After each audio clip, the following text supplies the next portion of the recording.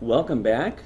We are going to point out the gray line alternative and talk about EMF, electromagnetic radiation, or Force, yeah. flux, force. And Terry, if you could point out on the map, where is this gray line alternative? Okay, it's going to be just out east, almost to the edge of Clark County, and it follows segment O north up to Can you point that out with your mouse? Yes, up to, it starts out down here and goes up to, well, now we went around the populated areas here on O that BPA Where is did you proposed. start with at the river? This is the location of the existing Bonneville Dam easement that goes east, where it ends at. Okay. So this is where we started, and then we come up here, and then we noticed there are some impacted parcels here. We went around those people and went back to the O line, and then continued up north of Yale Lake until we got to Swift Reservoir, and then it turns back west and then starts heading up here into the north part of the route. The coordinates of this gray line alternative, we've walked and driven this and confirmed that it's unpopulated, and it's almost all timberland property.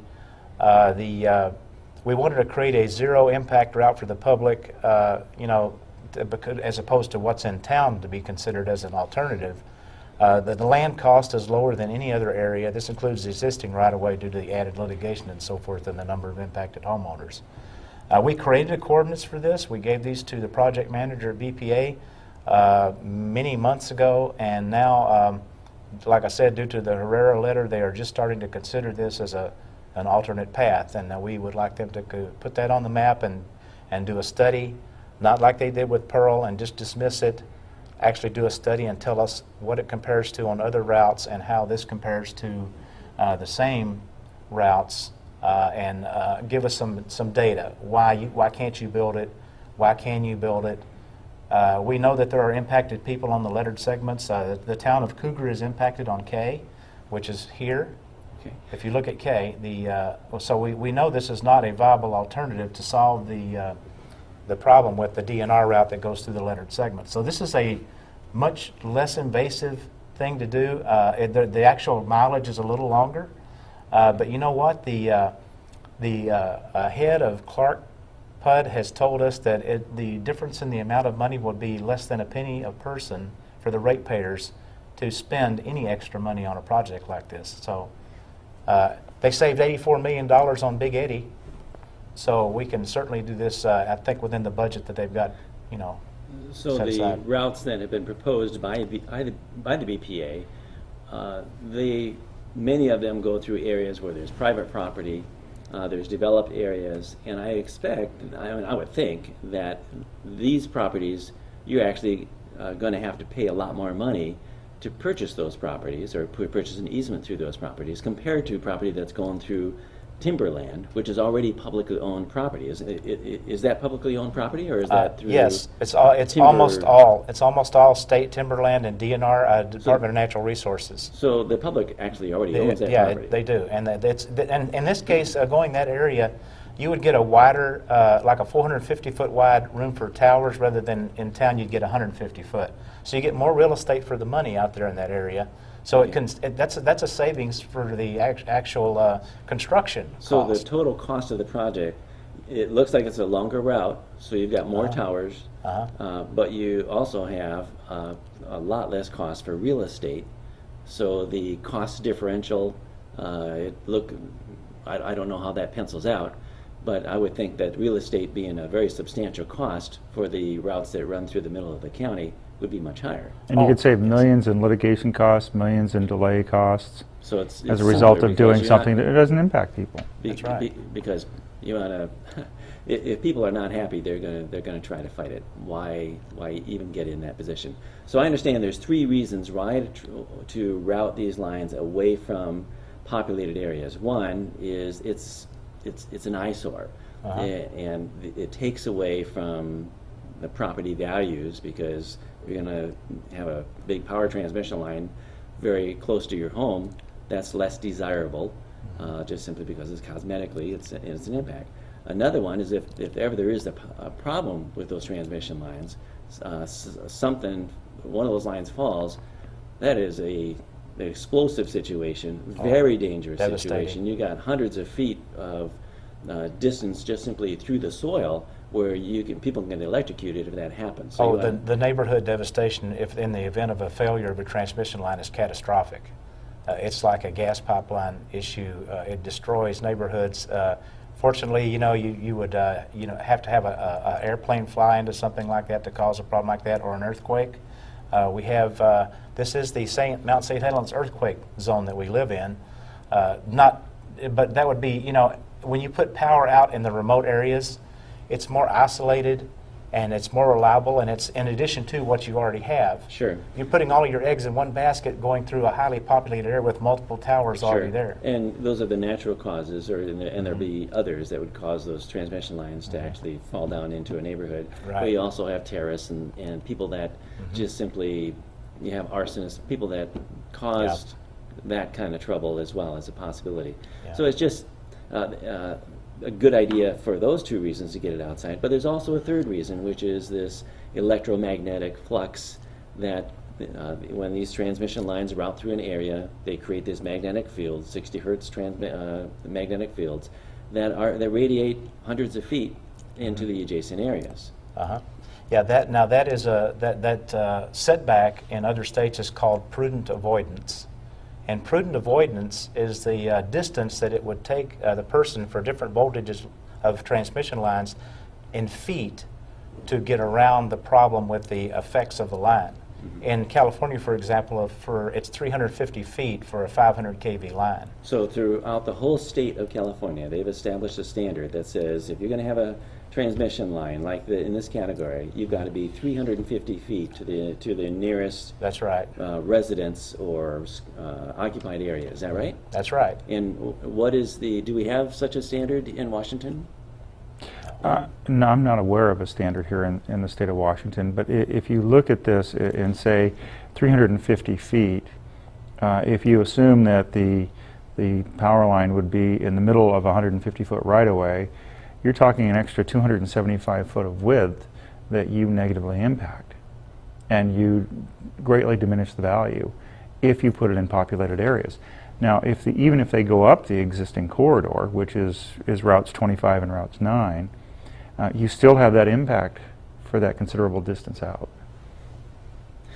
So you're talking about 350 feet from one side, 350 feet from the other side, so you're talking about a 700-foot swath. It is for quite these transmission lines. Yeah, and these towers that are here now have nowhere near that easement width, and they were constructed 50 years ago, and they were made lower voltage, and there were never going to be problems like this because they didn't intend to build 500 kV lines through the middle of a populated area.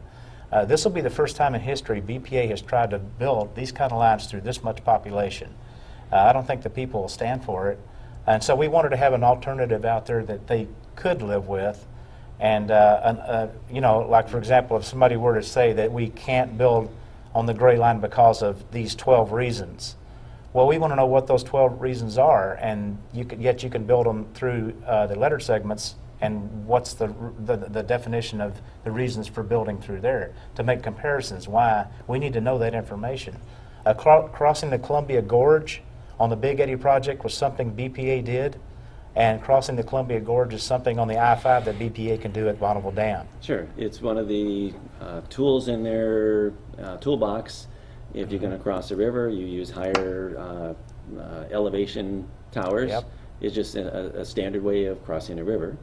The farther you go, the higher the tower has to go. And so that's a standard. That's not pushing the limits on something, right? Yeah, that's one of the things we get involved in when we start talking about what will BPA do next. They will never tell you what the decisions are being made behind the scenes, but we can actually request Freedom of Information Act documents to read emails of BPA's and ask questions and find out what's going on in the back rooms. And we've done some of that, so we know kind of what they're thinking about sometimes, depending on whether we get all of the content on the FOIAs. The documentations we receive confirm that they listen to us, but they don't actually do anything from what they've heard. There's for example, a 1,296-page document that has thousands and thousands of people saying they don't want these lines anywhere around them, but yet they're just part of the record. So they're basically ignored. They don't get to look into any of those comments. They just keep making notes, taking comments, part of the NEPA process, but not reacting to the people. That reaction to the people is what they need to do. They need to get out there and do what the people actually are concerned about, and listen to what they're concerned about, and act accordingly. We're not seeing that from BPA. We need to see some action, not just notes taken. And it's not like the people are saying, don't build it.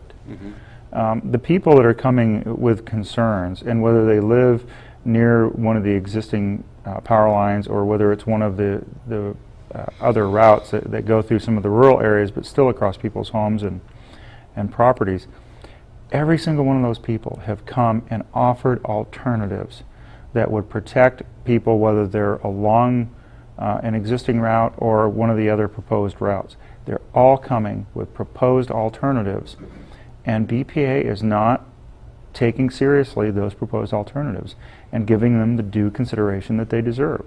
But it's not been strictly a NIMBY thing. It's been people coming forward with ideas saying, look, here's a way to do it with the least impact on people and still be effective and reliable source of transmission. So you've got plenty of activity. You've got plenty of citizens involved. Many people taking time out of their day, be able to participate in this process and speaking up and saying, we have an alternative, please listen to us. But the response is you're like talking to a wall. It gets recorded and then goes nowhere. It goes nowhere, and they call it the black hole at BPA. When that happens, that just goes into the black hole. Nobody hears it again. I'd like to point out a little sector here on the map that's called Segment O. Segment O is part of BPA's lettered segment. That's the south. It's the Clark County part of it, south of Yale Lake.